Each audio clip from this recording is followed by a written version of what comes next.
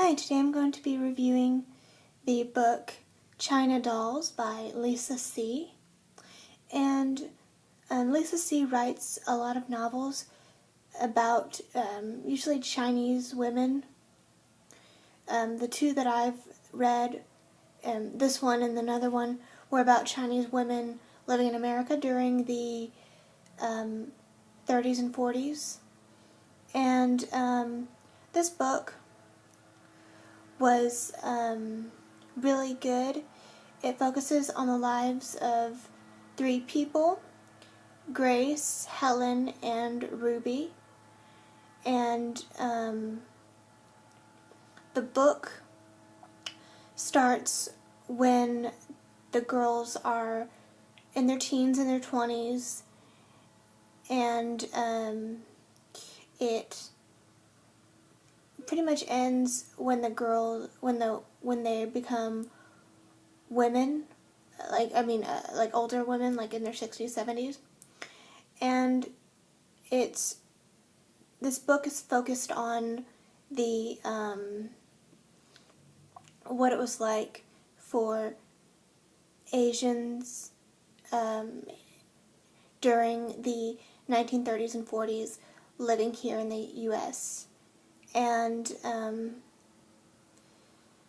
this story kept me really engaged, and one thing that I like is that these three women are very different. They come from different backgrounds. You have Grace, who comes from a family, small town, Ohio, and she leaves her where she lives to escape her family life. And then there's Helen, who comes from a very traditional Chinese home. And then there's Ruby, whose family is from Hawaii, and they all live now. When the story starts off, they all live in San Francisco. And the one thing that brought these women together is they find entertaining, and they want to be entertainers, but that's really difficult. It was really difficult during the 30s and 40s for a great many people that weren't, especially it was really difficult for Asians to get into the entertaining business, during the 30s and 40s. And I really like, even though these women come from different backgrounds, they still became friends and things like that. This book, it seemed to not drag on as much, which is good, because I read another one by Lisa See called Shanghai Girls, and that seemed to drag on a lot more. It was still very good, but it just seemed to drag on more than this one did, so I really liked that. And I really liked how the girls, they were so different, and you could really tell that in the writing. And I just like historical novels, and this was a really good historical novel. Now, if you're really into that, I would suggest you read this book, or some more by her, if you enjoy this particular time period or historical fiction in general.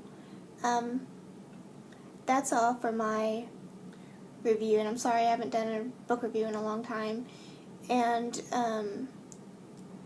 probably the next one I'm going to do is let me get it right here, oops. Okay, I know what page I was on. Okay, I'm gonna do The Reluctant Empress. I'm almost done with this. I think I was on page 270, and I have to get to 388, so I'm almost done. And this book is a lot harder to get through than the other one that I read but I read it on audio, so that really doesn't count.